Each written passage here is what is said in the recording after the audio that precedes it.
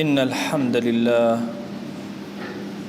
نحمده ونستعينه ونستغفره ونعوذ بالله من شرور أنفسنا ومن سيئات أعمالنا من يهده الله فهو المهتد ومن يضلل فلا هادي له أشهد أن لا إله إلا الله وحده لا شريك له وأشهد أن محمدًا عبده ورسوله يا أيها الناس اتقوا ربكم الذي خلقكم من نفس واحدة وخلق منها زوجها وبث منهما رجالا كثيرا ونساء واتقوا الله الذي تساءلون به والأرحام إن الله كان عليكم رقيبا. لپاش سپاس و ستایشێکی بێهامتا بۆ کردگاری مەزن و داواکردنی درود و ڕەحمەت بۆ سەرگیانی پاکی پێشەوای مرۆڤایەتی محەممەد صلی الله تعالی عليه وسلم. خۆشەویستانم، مرۆڤ کائینێکە بەشی شاراوەکانی زۆرترە لە بەشی دەرکەوتەکانی. هێزە شاراوەکانی مرۆڤ زۆر زیاترە لەو هێزانەی کە لە دەرەوەن و ئەبینرێن لە مرۆڤە. هێزە شاراوەکانی مرۆڤ دوو جۆرە: هێزی شاراوەی باش لە مرۆڤە، هێزی شاراوەی خراپ لە مرۆڤە. هەموو هێزە شاراوەکانی ئینسان بە ممارەسە و ڕیاضە و ماندووبوون لە چاکە دروسە بێ و لە خراپەشە تێیان نامێنێ. هەموو مرۆڤێک بەشە خراپەکەی زۆر دڕندانێ. هەندێک لە بەشە خراپەکان ئەگەر بە زمانی ئەمڕۆ بڵێم لە سەواریخەکان زۆر خەتەرترە لەسەر ئینسانیەت. شتێک هەیە لە شاراوەی ئینسانە کە بریتیە لە حەسەد. حەسادەت هەموو مرۆڤێک چمکێک لە حەسادەتی هەیە. بۆیە ڕەب العالەمین لە قورئانە کە باسی ئەوەمان بۆ ئەکات کە خۆت بپارێزی ئەفەرمێ ومن شەڕ حاسد ئیذا حەسەد. پەنا بگرە بەخوا لەو کەسەی کە حاسیدە و لەو کاتەی کە حەسادەت ئەبا. واتە هەموو کەسێک حاسیدە تۆ مرج نییە پەنا بگری بەخوا لێی لەو کاتێکەوە ئیش لەسەر حەسادەتی ئەم سیفەتە خراپەی ئەم هێزە شاراوە خراپەی ئەکات و گەورەی ئەکات وای لێیە کە تەئسیر لەسەر بەرامبەرەکانی دائەنێ. چاوپیسیشمان هەیە عینەن. ئینسان ئەگەر حەسەدەکەی زیادی کرد لە ئاستێکی بەرزە ئەگاتە ئەوەی ئیتر چاوی پیس بێ. علەما فەرموون حەسادەت بریتیە لەوەی حەز ئەکەی ئەو نیعمەتە لەسەر ئەو کەسە نەمێنێ و بدرێ بە تۆ. بەڵام وردە وردە ئەمە کە ئەم سیفەتە خراپە لە ئینسانە زیادی کرد ئەبێتە هێزێکی شاراوەیەتە ناو چاوەکانی. چاوەکان ئەو کاتە تەئسیر ئەکەن مەرج نییە بتەوێ بێ بۆ خۆت بە بینینی جوانیەک لە کەسێکی ترەوە تەئسیر ئەم چاوە لەسەر ئەو ئەکا. ڕەحمەتی خوا لە ئیبن القەیم بێ ئەفەرمە جاری وا هەیە سەیری ئینسان زۆر گەورەیە. جاری وا هەیە بە چاکە سەیرەکە یا بە خراپە، بە جوان شتێک یێتە پێشەوە یا بە قینە و کینەوە سیر ئەەکەی. ئەفەرمێ فتنبعث جواهر لطيفة غير مرئية من عين العائن لتصل إلى المعيون. ئەفەرمێ هەندێ جەواهیری زۆر ورد کە بە چاو نابینرێ لە چاوی ئەم کەسەوە دەرئەچێ و ئەدا لە بەرامبەرەکەی و تەئسیری لێ ئەکە. ئەفەرمێ ئەمە تەنها بریتی نییە لە بینین، چونکە هەندێک جار کەسەکە چاویشی کوێرە بەڵام ئەم جۆرە تیشکە لەمەوە دەرئەچێ و ئەدا لە بەرامبەرەکەی گەر بە زمانی ئەمڕۆ بڵێن تەئسیر لەسەر بەرامبەرەکەی دائەنێ. ئەکرێ بڵێن هەموو کەسێک کە چاوی پیس بێ حەسوودە، بەڵام مەرج نییە هەموو حەسوودێک گەشت بێتە ئاستی چاوپیسی. چونکە چاوپیسی پلەیەکە کە خراپە لە ناخی ئەم کەسە ئەوەندە جەم بووە و خڕ بووەتەوە وهای لێ هاتووە ئیتر لكلماتها لتشاوي تأثيرات كالسا برامبركاني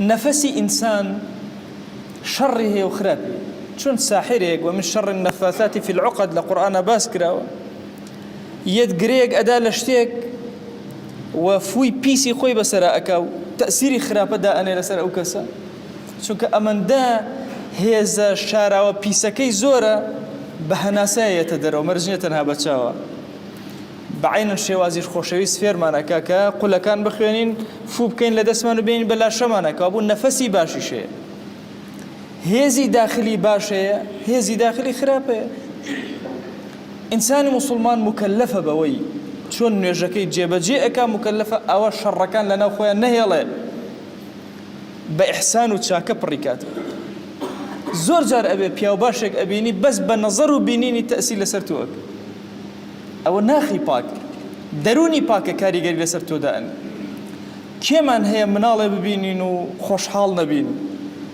زردخانه كأمش زردخانه أكين بو زردخانه كي هو كاري باكيتي جواني هزي معنوي أو منالة أي بخشته بدور بركاني دور بركان سدمت أبلي زور كات كسيكي دل باك كسيكي لاواز لما لكيتويا أبيت باعثي خير إكي زوزو قوربوتو بويا إما بتهيبتي لم زمنا خلقي مسلمان لقالوا كافروا بيديني همو دنيا كوبوتو وزربلتو أداة توي مسلمان لجنجي كي قوري لغم نفسي خوتا شو التربية كي جواني نفسي خود نكي بروجي هستانوي أمة سود نابي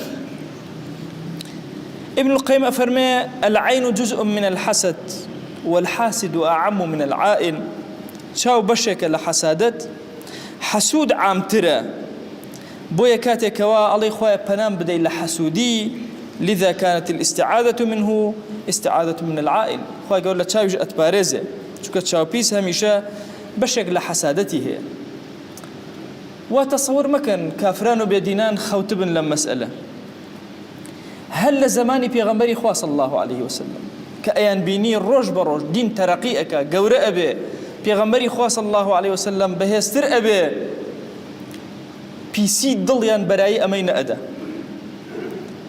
بويا هاتن ما بين الرواية كان هندي الرواية على لبنو أسد كتشاويان زور بيزبو هندي قالان كسي كبو لنا عربا زور تشاي بيزبو هر جارة تشاوي شتيكي بايا بجاري وغلا مكاني أوت أجر وشتري شتيك تشاوي بدايا أيوب بأساي خوتان مانو مكان شتيك حاضر كان استقوشتان وين إلا أبي السر ببر أولا ده كاريغري أكد مشركين قريش هاتن وتيان تو بياوي كي تشاوت زور خطر وبيسا ورا تشاوي محمد بدا صلى الله عليه وسلم هات سير رجناني نخوات لسوتشي كدانيش بوي تشاوي بيغمري خواه بدا صلى الله عليه وسلم خواه يقول القرآن أمي تومار كردوا أفرمي وإن يكاد الذين كفروا ليزلقونك بأبصارهم لما سمعوا الذكر كجوان لو قرآن عظيم جوان أبي حسادتيان بيبو أو أنهاتو بوتوهاتو أي محمد صلى الله عليه وسلم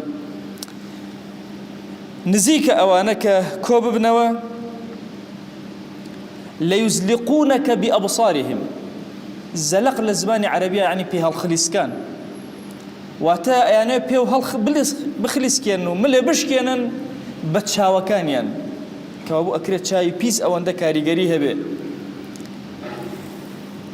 يعقوب عليه السلام كاتي كركاني تون مصر فرموي كركانم لا تدخلوا من باب واحد ليقدر قاو مرة شو كركان هميان وسيم وجوان وهالكوتو نازاربون وادخلوا من أبواب متفرقة هريكتان لدرجايك وبروا بويت شاو تأثير لك مفسرين فرمون لبر أما أقصي بيوتن شو قال هميان بيك وكو كمال أسيريكي قش ممكن بو شاو أسري هبه لسريان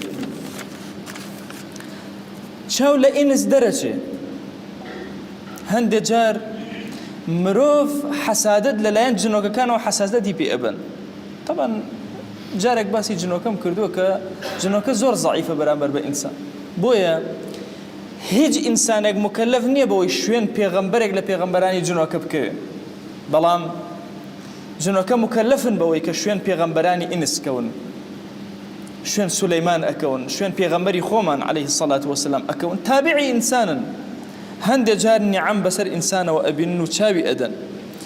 سەلەمە بۆمان ئەگێڕێتەوە فەرمێ جاریەک لە ماڵمانە بوو، سەفعەیەک لە نێوچاوی دروست بوو. سەفعە واتە پەڵەیەک. لە ئەسڵا لە سەفعە بە گرتنی نێوچەوان دێت. خوای گەورە لە قورئانە فەرمێ لە نەسفعن بالناصیە، نێوچەوانیان ئەگرین. سەفعە دواتر بە چی ئەوترێ لە زمانی عەرەبیە؟ بە پەڵەیەک ئەوترێ کە بە تەغییری دەموچاو کراوێتە ساوان ڕەش بێ یا غەیری ڕەش بێ. ئەفەرمێ پەڵەیە لە نێوچەوانی دروست بوو.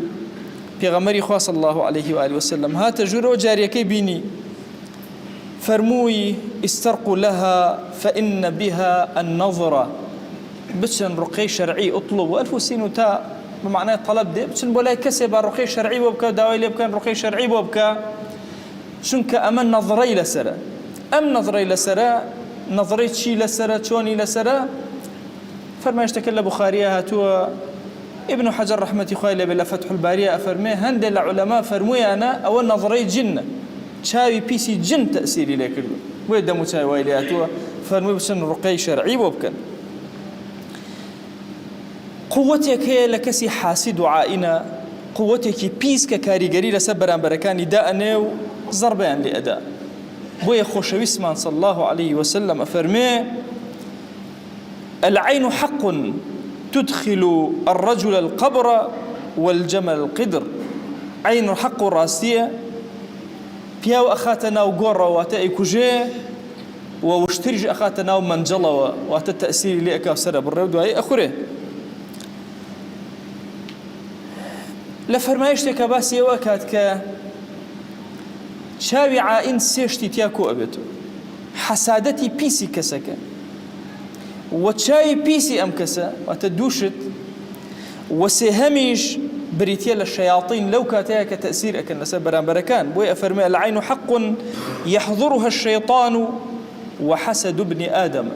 عينك خوي هي حق حسدي إنسان لقل الشياطين هردكان واتبس هيشتا وكاري قليل سبرا بركان دائن كوابو إما الذين قناعت من هي بتشاو ئەزانین ئەوە خۆشەویستمان فەرمێتی حەقە. چۆن پارێزراو ئەبی لە چاو کورە موسڵمان بە تایبەتی ئەو شوێنانەی بچووکن حەسادەت تیایە بەهێز ئەبێ زۆر ئاگاد لێبێ، زۆر بە بەسیتی ئەتوانی ئەم پیسیەی نەفسێ چارەسەرکەی، زۆر بە سەهلی. پێغەمبەری خوا صلی الله عليه وسلم بەرنامەی ڕەحمەتی ئیسلام هەموو شتێکی تایە.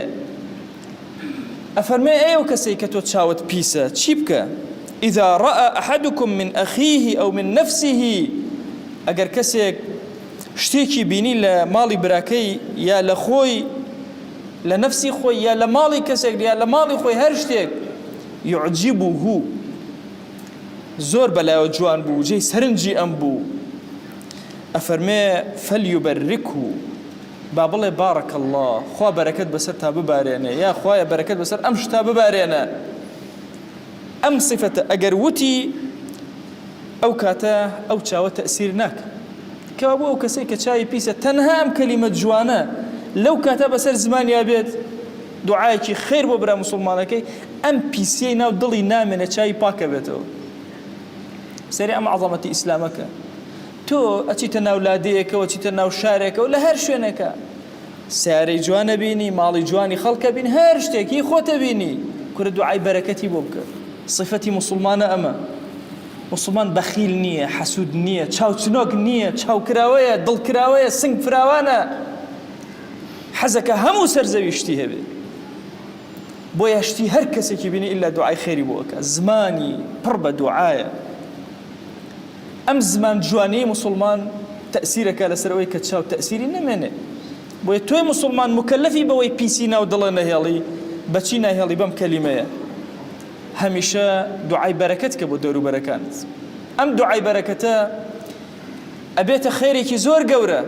هەم دوعاکە گیرا ئەبێ بۆ ئەو مەلایکە ئەڵێن بۆ خۆت هاوێنەی ئەوەت خوددا ئەداتێ. پێویست ناکە حەسادەت لە هیچ کەسێکیت و چاوی پیس لە هیچ کەسێ بدەیت.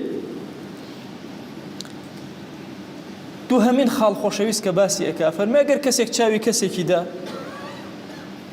چی بکات بۆ ئەوەی چاوەکەی لەسەر لاچێ؟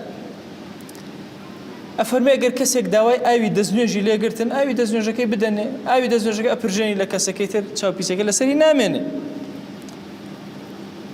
سەهلی کوڕی حەنیف کەسێک بوو کە لاشەیەکی زۆر جوان و مڕەتەبی هەبوو، جارێکیان خۆی ئەشۆری هاوڵێکی پێغەمبەرە صلی الله عليه وسلم، هاوڵێکی تر بینی بە ناوی عامری کوڕ ڕەبیعە. عامر وتی لە ژیانمان لاشەی ئەوەندە نازارم نەبینیوە. لە دوای ئەمە سەهل نەخۆشیێکی زۆر قورسی گرت، عەرزی پێغەمبەریان کرد صلی الله عليه وسلم کە عامر قسەیەکی کرد و سەهل نەخۆش کەوت. خۆشەویست دەموچاوی گۆڕا فەرمووی على ما يقتل أحدكم أخاه، ئەوە لەسەر چ شتێکە یەکێکتان براکەی خۆی ئەکوژێ؟ ئەلا بەڕەکتە، ئەرێ نەئەکرا عامر بەس ئەمەنە بڵێ خوا بەرەکەتداری کە ئەم لاشەتەوە ڕزگاری ئەبوو. إن العين حق توضأ له، چاو حق و ڕاستیە بڕۆ ئەی عامر دەستنوێژ بگرە بۆی، دەستنوێژی گرت و ئەوەکەیان پرژان لە دەم و چاوی چاک بوو. ئەی ئێمە چۆن پارێزرابین لە چاوی حەسود؟ تۆی مسلمان بەیانی ئەەکەیتەوە حتا ئێوارە نیعمەتەکانە دەرەکەون. هەندێک نیعمەت هەیە شاراوەیە لە ئینسانە، هەندێک نیعمەت دەرەکەون لە پێش چاوی خەڵکن. ذیکرەکانی بەیانیان و ئێواران حسنێکی زۆر حەسینە، نوێژی بەیانی حسنێکی زۆر حەسینە، قەڵایەکی پۆڵایینە.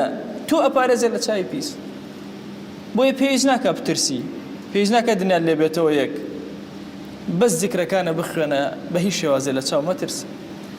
واتە چاوپیس با بڵێ خوا بەرەکەتداری کە، خەڵکیش بە عام ذیکرەکان بخوێنی تر چاو کاریگەری نامێنێ. ئەمە لە شەریعەتە عیلاجێکی زۆر گەورەیە بۆ چاوپیسی و بۆ چاو. بەیانیان ذیکرەکان زۆر زۆرن.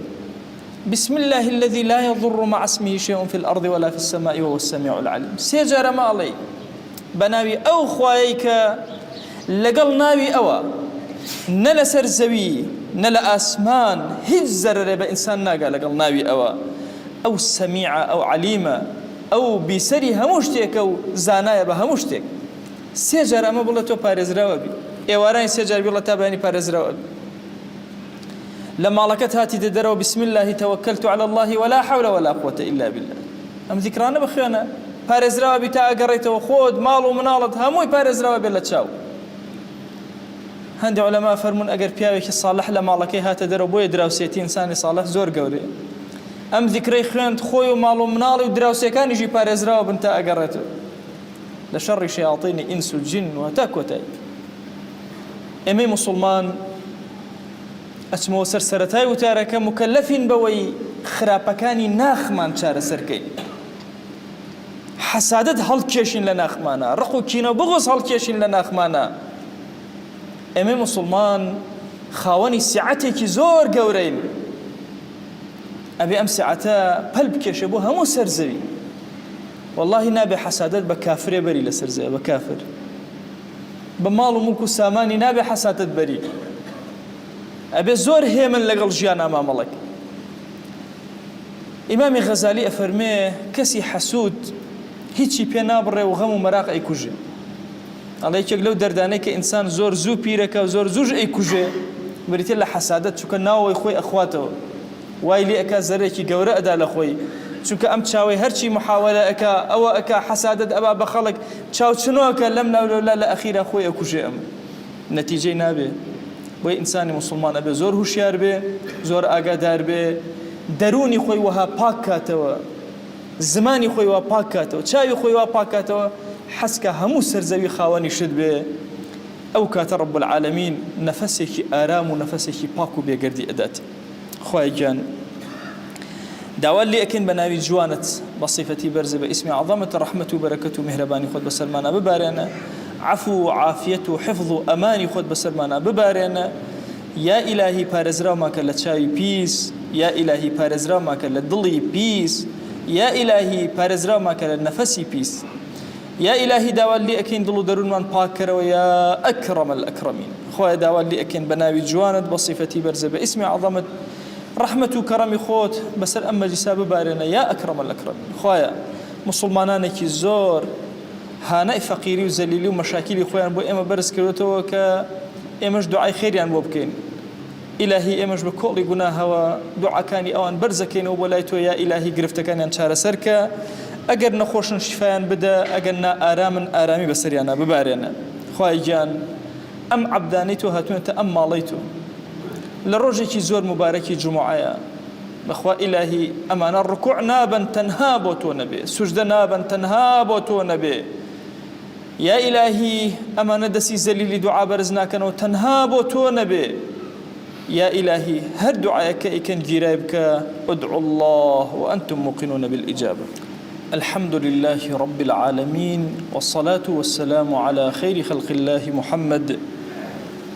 وعلى آله وأصحابه الكرام وتابعيهم بإحسان إلى يوم الدين ربنا أرنا الحق حقا وارزقنا اتباعه وأرنا الباطل باطلا وارزقنا اجتنابه أوصيكم عباد الله ونفسي قبلكم بتقوى الله وكثرة مخافته فإن التقوى شعار المؤمنين ودثار المتقين ووصية الله تبارك وتعالى في وفيكم وفي الخلق أجمعين وشوي سكام يوجا مصيبة فرقوركا بريتياجا نفسي بيسي بريتياجا شمي بيسي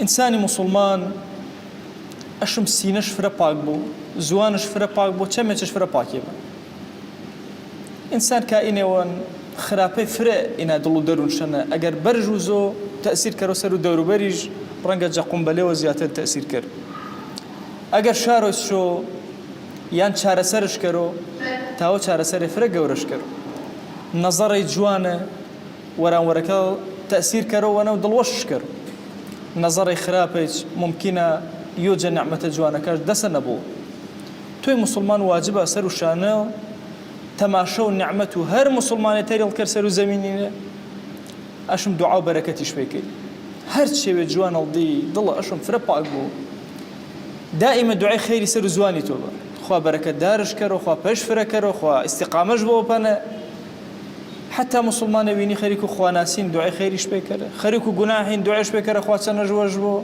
تا انيك نعمتك سر خلقيو بهر جور شوازي ويني دعاء خيرش بك دوي مسألة هنا حسكروا خدمتها انا بس شكروا يا كم وشويس فرماو نعمتك اول شارو كتمان شاكره برشا موزه باتشم تاثير شاوانا نكرو ارونا يوجا مشكلة فرق وركامة بهو توركا انترنتيو هرشي ما هم قرينا برو قردو خلقي وينوش خاص وخراب إنسان متى وشي وكاش قر شارو وشويسي كشارش ويناش ضل وشي بابناش أقل نعمتك وينا خواهي قورا ويش نعمتك سرو إنساني وينو حزش بناكرو فرز ضرورة إما هو ما بارز النقرشي وما نوزمي وردسو قردو خلقي سيراني وكري سفري وكري سياحتي وكري بلي وبرز بدزماري بيوز ما كرو قردو عالمي زانو شارشو قمش كره ولاتو كافرانا رنگا ايتو رفرفا ايدا شابو چوكا اي خلقي وكومالاتي نيني بچي ايتو رشا دروسي كردن خلق مشغول بو بيتو راوا ولاتو ايما كخلق كومالاتين وقر كستاو سردان ويكتري كرو اسلام تحكم كرو سرماره ما بو قردو جياني ما ايتو ركوشاش بشيو كم جيان ويل صرف كربي انا بشكاتري بيز مكرو ويل مشغول كري باتشي ولا وكيا وقرتشي ويل نهني ويل بروزي ورو انا مساله شمينه أشوم أقام شنبو رنجا نعمتي وتو كسي وجدور وفردور وينوش أي نعمة حسادتش بنبرو وضربو زرر بوتو دوم كسي مسلمان ما بو ترسو جتشمي بيسي إن صفتي فرخرة با إنسانا ترسو نو بردوام أي شمشاداني ونوشكو شمشاداني كوترة شمشاداني قاتج مرة شمشاداني كورا إن بيشي وازي تشنيها بس ذكرك وانا ركبك يا نول كنترول كرو تبعشو خلقي ما كرو حقنا بصيرو خلقي كسي مسلمان دائما قماني خاص بخواي جل جلاله برو قماني خاص بعبدك اخواي برو قد قماني خراب الوراورو هيك كسي نبو شكا قماني خراب الوراورو هر كسي وبي حالتي وبي دروز بو دائما ترسيشا كسي كوينالتو شو مصايب ومشكله بي وهي واش كرو انا عند ظن عبدي بي من إناني ياكي قمانو عبدك من إن خيرا فخير وإن شرا فشر قمان الخاز وبخواوي وبعبدك أخواي إن شاء الله أخواي قورا بارزنو. وأوصيكم أيضا بالصلاة والسلام على رسول الله صلى الله تعالى عليه وسلم، حيث أمر الله تبارك وتعالى في محكم تنزيله قائلا: إن الله وملائكته يصلون على النبي يا أيها الذين آمنوا صلوا عليه وسلموا تسليما. اللهم صل على سيدنا محمد وعلى آل سيدنا محمد، وبارك على سيدنا محمد وعلى آل سيدنا محمد، كما صليت وباركت على إبراهيم وعلى آل إبراهيم إنك حميد مجيد. اللهم اغفر للمؤمنين والمؤمنات وللمسلمين والمسلمات ولمن أنشأ هذا المكان. اللهم أعز الإسلام والمسلمين وأهلك الكفرة والملحدين. اللهم انصر من نصر الدين واخذل يا رب من خذل الإسلام والمسلمين. اللهم آت نفوسنا تقواها فزكها أنت خير من زكاها، أنت وليها ومولاها. آمين آمين والحمد لله رب العالمين. أقم الصلاة يرحمك الله.